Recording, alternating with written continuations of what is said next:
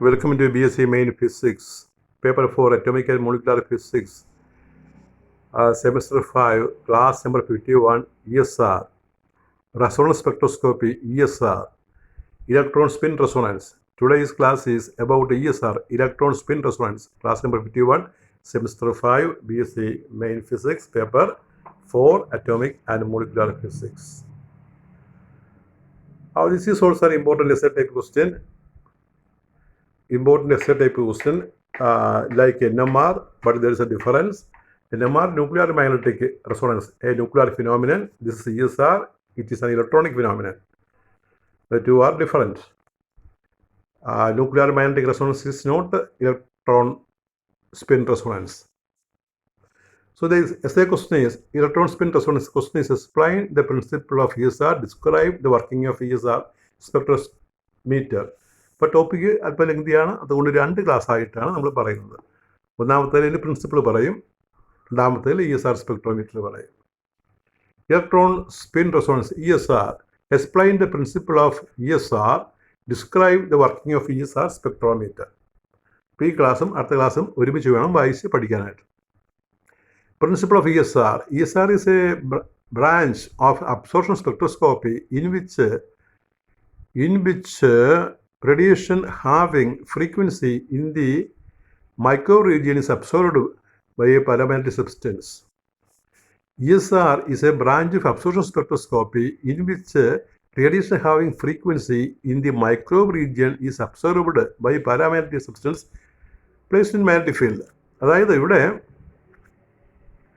ഈ paramagnetic substance microwave ആണ് absorb ചെയ്യുന്നത്. മൈക്രോവേവ് റീജിയൻ, RF വേവിന് റേഡിയോ ഫ്രീക്വൻസി വേവ് അല്ല, മൈക്രോവേവ് റീജിയൻ, ഇലക്ട്രോമാഗ്നറ്റിക് സ്പെക്ട്രത്തിലെ മൈക്രോവേവ് റീജിയനിലാണ് അബ്സോർബ് ചെയ്യുന്നത്. ഇലക്ട്രോമാഗ്നറ്റിക് സ്പെക്ട്രത്തിലെ മൈക്രോവേവ് റീജിയനാണ് അബ്സോർബ് ചെയ്യുന്നത്. മറ്റേ NMR എന്താണ്? റേഡിയോ ഫ്രീക്വൻസിയാണ് അബ്സോർബ് ചെയ്യുന്നത്, RF ഫ്രീക്വൻസിയാണ്. ഇത് മൈക്രോ ഫ്രീക്വൻസിയിലുള്ള റേഡിയേഷനാണ് ഈ വസ്തുക്കൾ അബ്സോർബ് ചെയ്യുന്നത്. Absorbed by paramagnetic substance to induce transition between magnetic energy levels of electrons with unpaired spins. അപ്പോൾ അൺപെയർഡ് സ്പിൻസ് ഉള്ള ഇലക്ട്രോൺസ് ഉള്ള വസ്തുക്കൾ, പാരാമാഗ്നറ്റിക് വസ്തുക്കൾ, അവിടെ ഈ മൈക്രോവേവ് റീജിയനിൽ ഈ അൺപെയർഡ് സ്പിൻ ഇലക്ട്രോൺസ് വരുന്ന പാരാമാഗ്നറ്റിക് സബ്സ്റ്റൻസ് അവ മാഗ്നറ്റിക് ഫീൽഡിൽ ഇരുന്നാൽ മൈക്രോവേവിനെ അബ്സോർബ് ചെയ്യുന്ന രീതി, റെസൊണൻസിൽ മൈക്രോവേവിനെ അബ്സോർബ് ചെയ്യുന്ന രീതി, അതിനാണ് ESR എന്ന് പറയുന്നത്. ഇത് experimental arrangement four ESR employ microwaves of frequency 9500 MHz X-band or 36000 MHz K-band. ഇപ്പോൾ K-band X-band പോലെയുള്ള മൈക്രോവേവുകളാണ് ഇത്തരം പാരാമാഗ്നറ്റിക് സബ്സ്റ്റൻസ് മാഗ്നറ്റിക് ഫീൽഡ് റെസൊണൻസിലാകുമ്പോൾ അബ്സോർബ് ചെയ്യുന്നത്. അപ്പോൾ എന്താണ് പാരാമാഗ്നറ്റിക് സബ്സ്റ്റൻസ്?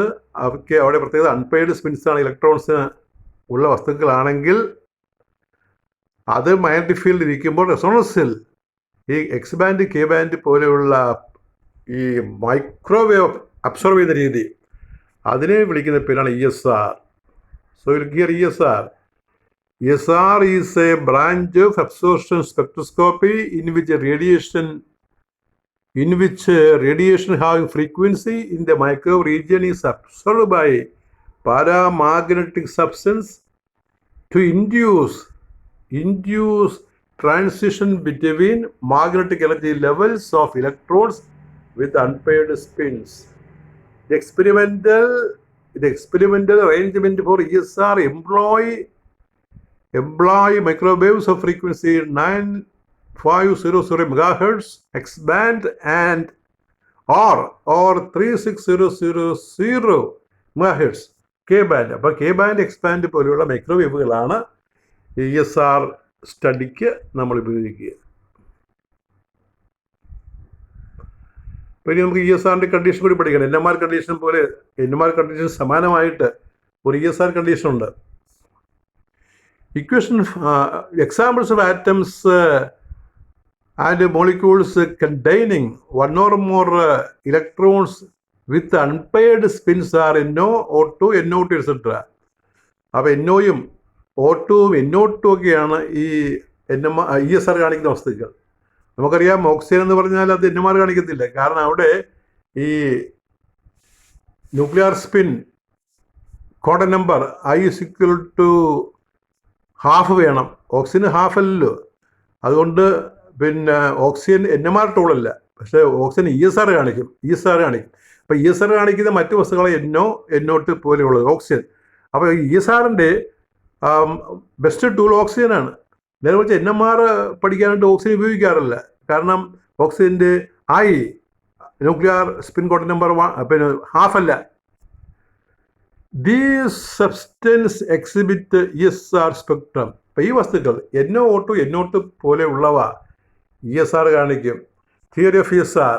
അടുത്ത theory of ESR resonance condition. Derivation of nu = G mu B B0/H. ഇപ്പം ഇവിടെ ഏതാണ്ട് ഇക്വേഷൻ നമുക്ക് നേരത്തെ പറഞ്ഞ പോലെയാണ്. GN mu n B0/H പറഞ്ഞില്ലേ, GN mu n NMR പറഞ്ഞില്ല. അതുപോലെ ഇവിടെ G mu B bore magneton, electron G factor, electron G factor, mu B bore magneton B0/H. അതായത് NMRന് നമ്മൾ പഠിച്ച അതേ ടൈപ്പ് ഒരു റിലേഷനാണ് ഇവിടെ പഠിക്കുന്നത്. NMRൽ പഠിച്ചു nu = GN mu n B0/H. ഇവിടെ പഠിക്കുകയാണ് G mu B B0/H. Gയെ വിളിക്കുന്ന പേരാണ് electron G factor, mu B യെ വിളിക്കുന്ന പേരാണ് bore magneton, B0 field, and it is a Planck's constant. And we can see the derivation of this equation very simple. ഇതാണ് ESR splitting. ESR splitting കാണിച്ചിരിക്കുന്ന പടത്തിൽ ESR splitting in B0 field. B0 എന്ന് പറഞ്ഞ magnetic ഫീൽഡിൽ ESR splitting energy levels, electronic energy levels split ചെയ്ത് ഇരിക്കുന്നതാണ് കാണിച്ചിരിക്കുന്നത്. അപ്പോൾ B0 നോ ഫീൽഡിന് നോ സ്പ്ലിറ്റിംഗ്. ഫീൽഡ് കൊടുക്കുമ്പോൾ രണ്ട് ലൈനായിട്ട് മാറും. ഒന്ന് ഈ ഹാഫ് ലൈനും ഈ -½ ലൈനും സ്പിൻ. അപ്പോൾ അതിൻ്റെ MS-ൻ്റെ value magnetic spin quantum number 1/2 -1/2. 1/2നും -1/2നും രണ്ട് ലെവലായിട്ട് സ്പ്ലിറ്റ് ചെയ്യും. ആ ഡിഫറൻസ് ആണ് ഡെൽറ്റ ഇ ആണ് നമ്മൾ HNu ആയിട്ട് ഇക്വേറ്റ് ചെയ്യുന്നത്. Consider a free electron in an external magnetic field B0. External magnetic field B0യിൽ ഒരു ഇലക്ട്രോണിനെ നമ്മൾ സപ്പോസ് ചെയ്യണം. It experiences an interaction. It experiences an interaction. എപ്പോഴും interaction energy is given by interaction energy. കറക്റ്റായിട്ട് വായിച്ചോളാം. interaction energy is given by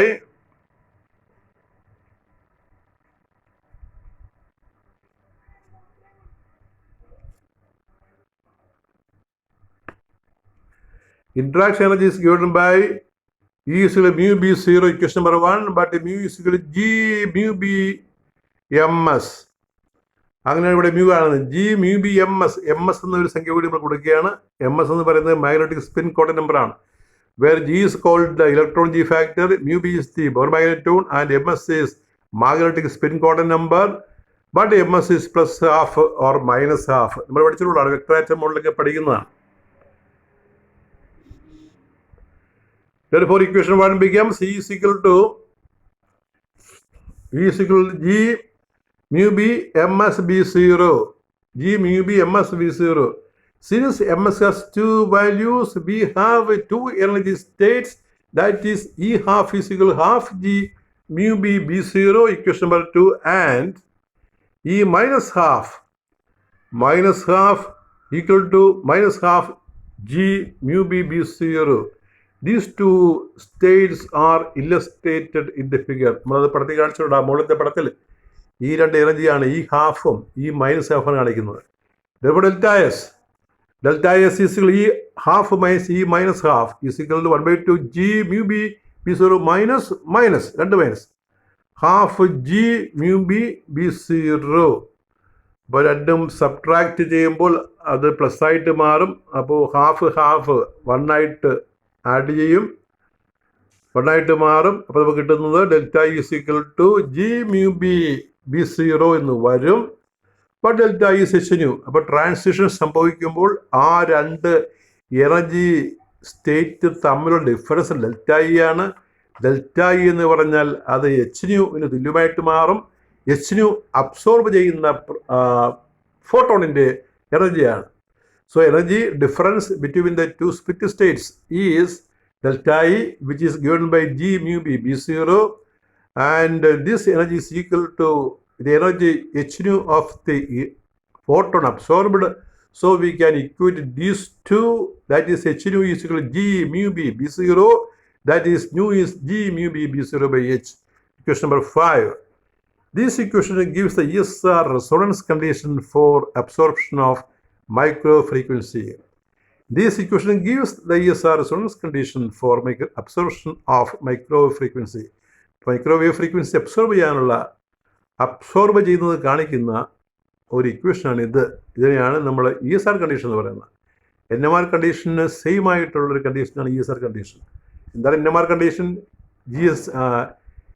new is equal to 2 mu B zero by H, അല്ലെങ്കിൽ പറയും mu N B zero by H. ഇവിടെ പറയും nu is equal G mu B zero by H. അപ്പോൾ ഇത് നമ്മുടെ എസ്സേയുടെ പകുതി പാർട്ടാണ്. ബാക്കി പകുതി പാർട്ട് നമ്മുടെ അടുത്ത ക്ലാസ്സിൽ പറയുകയാണ്. Thank you very much.